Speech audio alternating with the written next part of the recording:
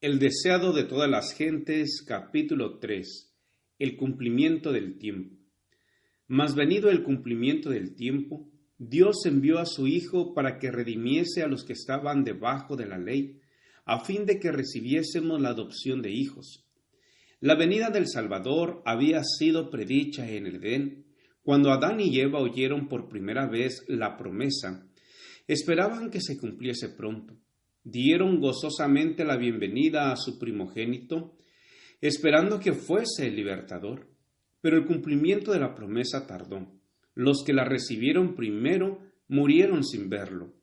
Desde los días de Enoc, la promesa fue repetida por medio de los patriarcas y los profetas, manteniendo viva la esperanza de su aparición, y sin embargo, no había venido.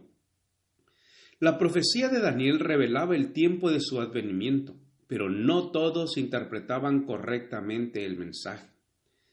Transcurrido un siglo tras otro, y las voces de los profetas cesaron. La mano del opresor pesaba sobre Israel, y muchos estaban listos para exclamar: se han prolongado los días y fracasa toda visión. Pero como las estrellas en la vasta órbita de su derrotero señalado, los propósitos de Dios no conocen premura ni demora. Por los símbolos de las densas tinieblas y el horno humeante, Dios había anunciado a Abraham la servidumbre de Israel en Egipto y había declarado que el tiempo de su estada allí abarcaría 400 años. Después de esto, dijo Dios, saldrán con gran riqueza.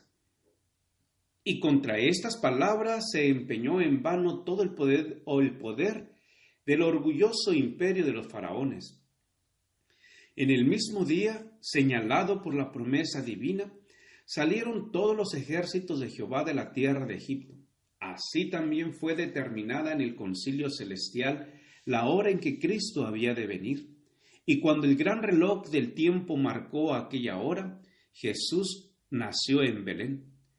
Mas venido el cumplimiento del tiempo, Dios envió a su Hijo.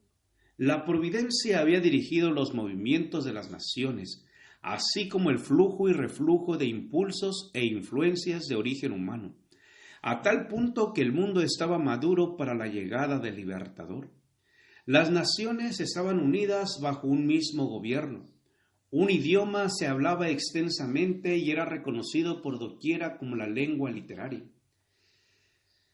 De todos los países, los judíos dispersos acudían a Jerusalén para asistir a las fiestas anuales y al volver a donde residían podían difundir por el mundo las nuevas de la llegada del Mesías.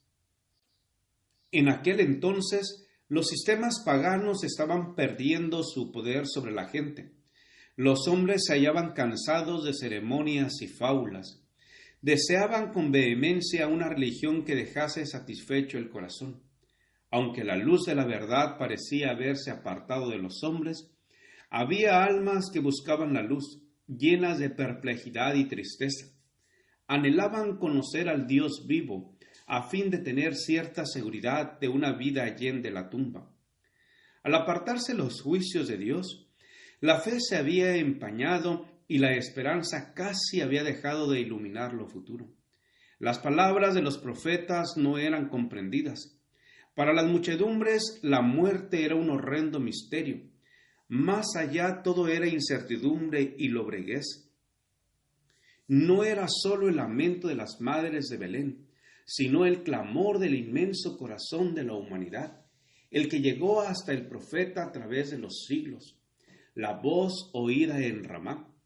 Grande lamentación, lloro y gemido.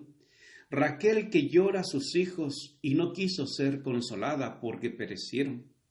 Los hombres moraban sin consuelo en región y sombra de muerte. Con ansia en los ojos esperaban la llegada del libertador, cuando se disiparían las tinieblas y se aclararía el misterio de lo futuro.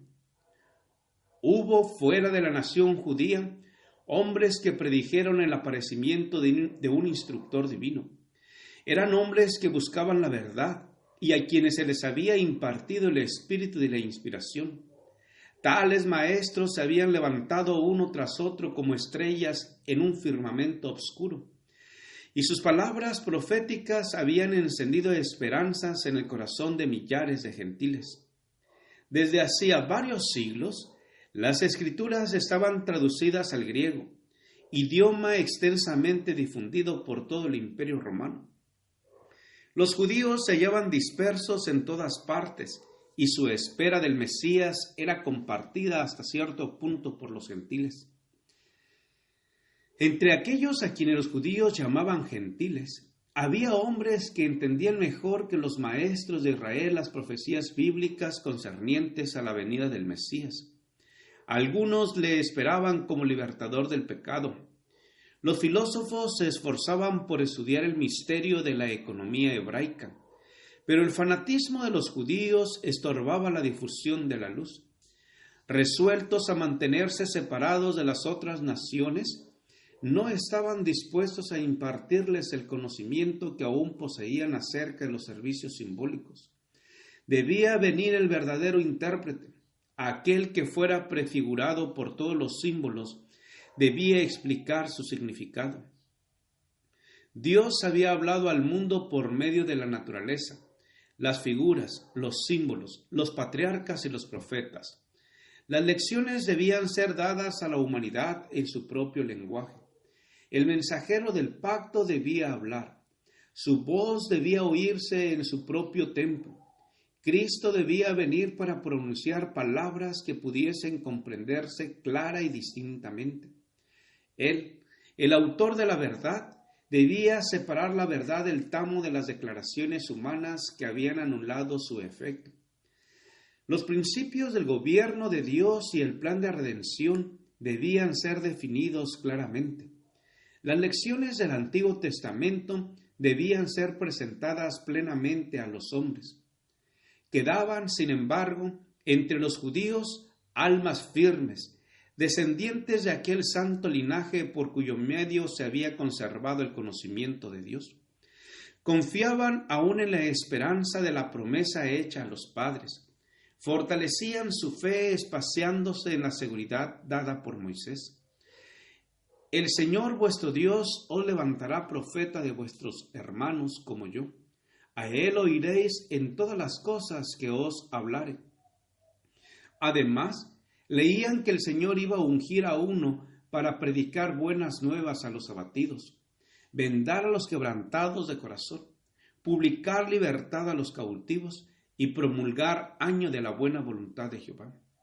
Leían que pondría en la tierra juicio y a las islas